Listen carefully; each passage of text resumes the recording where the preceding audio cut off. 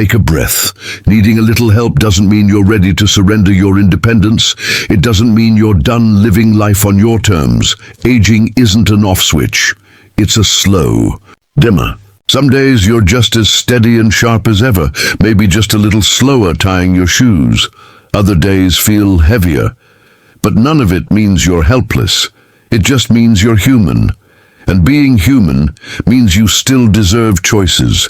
We need to stop treating a sore back or a burnt piece of toast as the start of a permanent goodbye. One fall, one forgetful moment, and suddenly people start making decisions for you. That's not love, that's fear. And fear isn't a reason to take away someone's home, their freedom, or their dignity. There are so many paths between doing it all alone and living in a shared room with a stranger who watches game shows at full volume. There's a middle ground, a kind, thoughtful, and respectful middle, and it starts with remembering that getting older doesn't mean giving up who you are. There's power in small adjustments, grab bars in the bathroom, ramps over the front steps, smart lights, a helping hand with cleaning or groceries.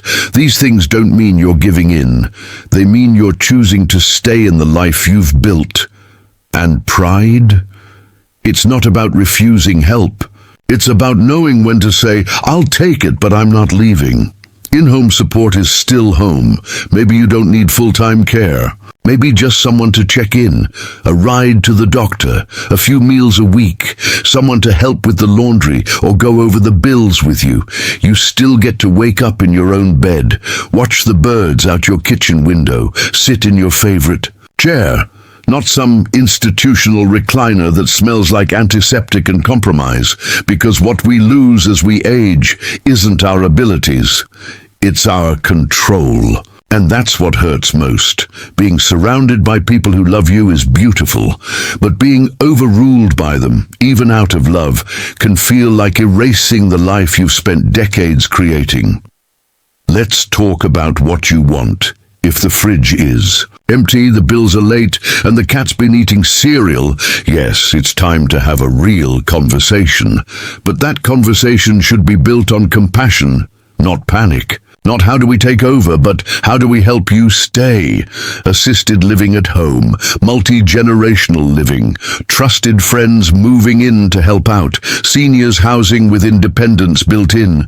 You've made it through storms, raised families, repaired leaky pipes with duct tape and determination. You can navigate this too. Not all homes are safe havens. Let's be honest. Not every nursing home is the picture-perfect place from the brochure. Some are warm and welcoming, but others, they're beige walls, unfamiliar schedules, early bedtimes, and mystery meat dinners. And while being around others can be comforting, it doesn't always fill the silence in your heart.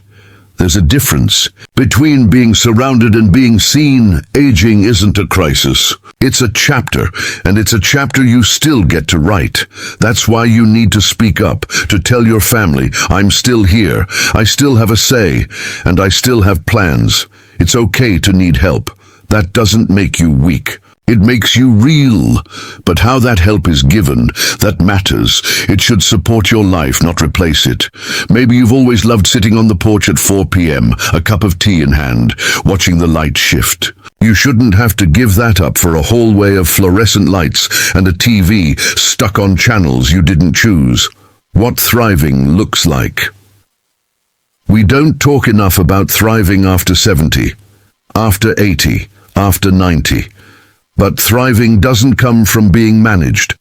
It comes from being trusted, from making decisions, solving small problems, cooking for yourself, even if it's just toast, from still being in the world, not sidelined from it. The truth is, moving too soon can dim the spark. It's not just about a place. It's about purpose, less movement, fewer decisions, fewer reasons to laugh or get dressed or call a friend. That's the quiet danger of giving up too early. You deserve better. You deserve to live where you are known, where your quirks are honored, where your choices matter. So when someone says, let's just make it easier, remember, easier isn't always better. Your life, your pace, your call, and if your family is worried, sit them down. Tell them the truth. I'm still here, I'm still me, and I still have more living to do, because aging is not a tragedy, it's a privilege, and just because your knees creak louder than your floorboards doesn't mean you're done. It means you've earned the right to stay in your own bed and say with quiet certainty, "No, I'm not ready to go, this is still my home."